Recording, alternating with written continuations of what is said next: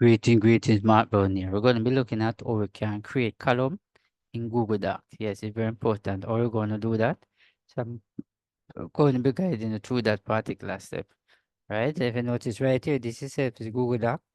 So we're going to create the column. So notice we have our paragraph and all of that. Now we want to come all the way up here. Notice these are tabs. We have the view, we have the editor, we have the insert, the format right here and all of that. Right? So definitely want to come right here. Where's the format? Instead, I know this is a fifth column. Notice there's a pointer come across. You notice this is 1, this is 2, and this is 3. So we're going to click on this one. All right. If you notice information, let's scroll down and see what is it. You notice, but enough information is not on it. So let me redo that one and get enough information on it so far. All right. Hold on. Let me that I can see exactly what's going on so far. Okay. Let me create some information right here.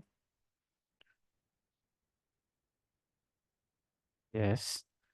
Get some information that we can get some more. Like that. Alright, so let us cut this and we're gonna place it over there. Just like that. Alright, so right here we're gonna press Ctrl V. Alright, so put that information right there now. So good.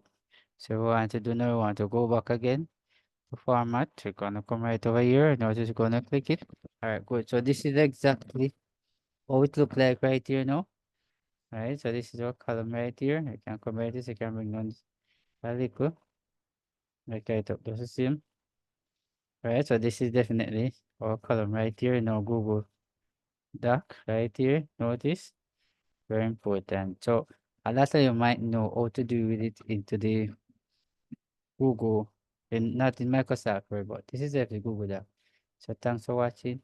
See you in the next video.